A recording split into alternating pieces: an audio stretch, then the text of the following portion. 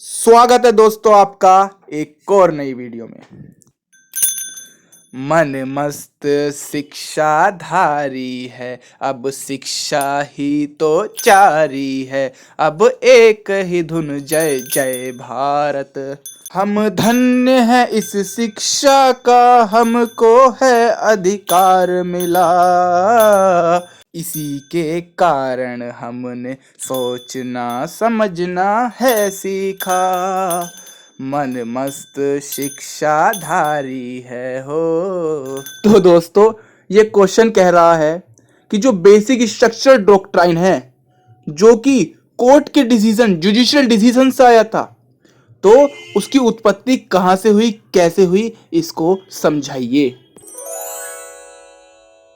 मैं इंट्रोडक्शन दूंगा कि ये जो बेसिक स्ट्रक्चर है ये तो भारत के न्यायालय जुडिशियल का एक सिद्धांत है ना। आप मुझे कमेंट करके बताना कौन से केस में ये सिद्धांत दिया गया था।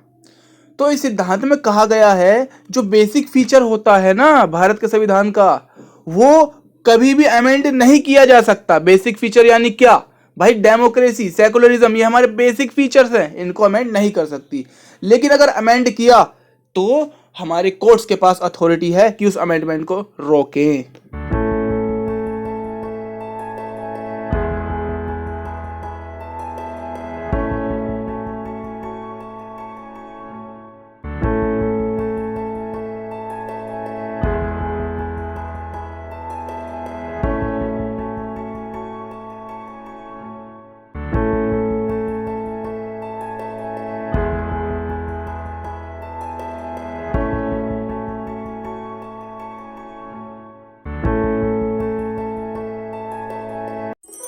मैं अपने उत्तर को स्पष्ट करने के लिए कुछ पॉइंट्स ऐड करूंगा।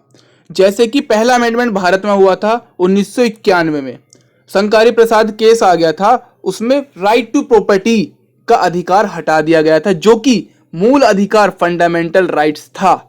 तो इसमें क्या हुआ दोस्तों, कोर्ट ने कहा कि आप मूल अधिकारों को भी हटा सकते हैं लेकिन बेसिक स्ट्रक्चर ना होना चाहिए। Right to property basic structure नहीं था, इसलिए हटा दिया गया।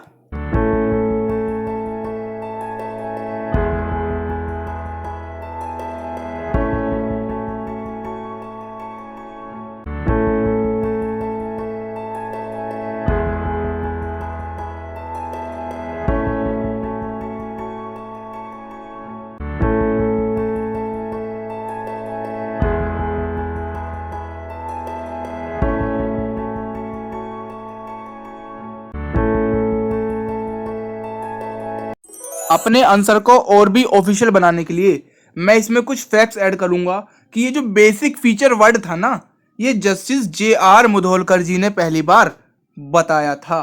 कौन से केस में? सज्जन सिंह वर्सेस राजस्थान के स्टेट, 1964 में यह हुआ था।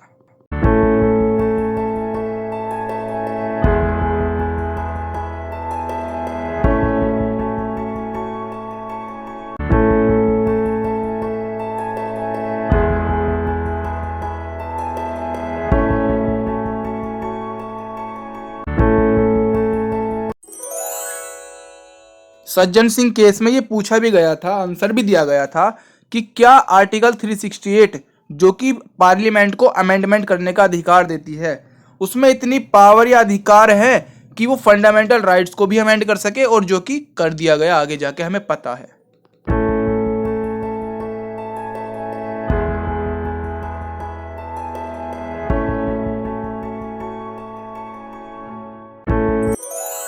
एक और इंपॉर्टेंट पॉइंट में लिखूंगा जो कि सुप्रीम कोर्ट का डिसीजन एक स्टैंड था Golaknath versus state of Punjab case में 1967।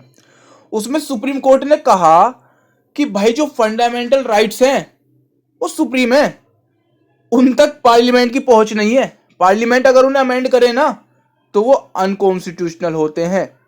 तो ऐसा स्टैंड लिया सुप्रीम कोर्ट ने।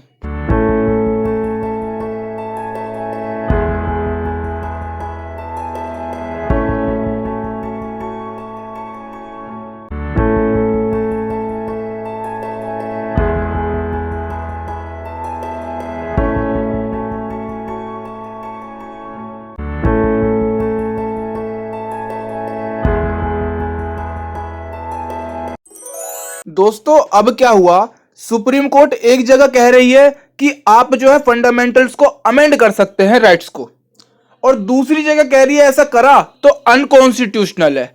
तो इसी का समाधान निकालने के लिए सुप्रीम कोर्ट ने एक और डिसीजन लाया केशानंद भारती केस में। जी हां, जो मैंने क्वेश्चन पूछा था उसका आंसर यही है। केशानंद भारती केस 1973 में कहा गया कि चलिए पार्लियामेंट अमेंड तो कर सकती है फंडामेंटल राइट्स को, परंतु वो बेसिक स्ट्रक्चर को ना छुए। बेसिक स्ट्रक्चर मींस इंडिया को छू लेगी वो, है ना, तो उसको अमेंड नहीं किया जा सकता।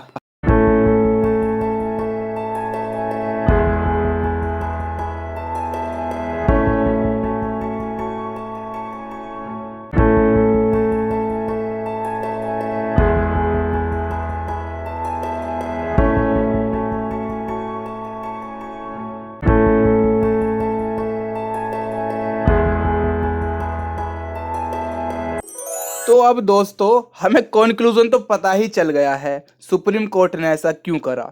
सुप्रीम कोर्ट ने कहीं ना कहीं हमारे मूल अधिकार फंडामेंटल राइट्स को मर्यादित रखते हुए, या कह लीजिए पवित्र रखते हुए, प्रिजर्व करते हुए, मान रखते हुए ऐसे डिसीजन दिया।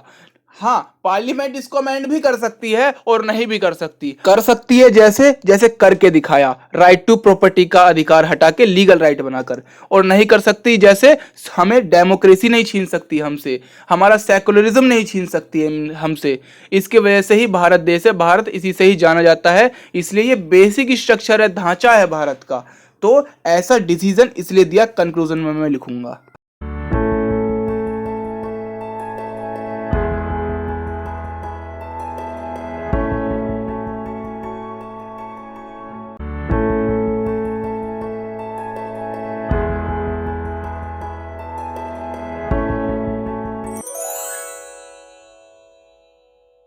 कंप्लीटेड दोस्तों, आई होप आपको समझ और मजा दोनों आया होगा।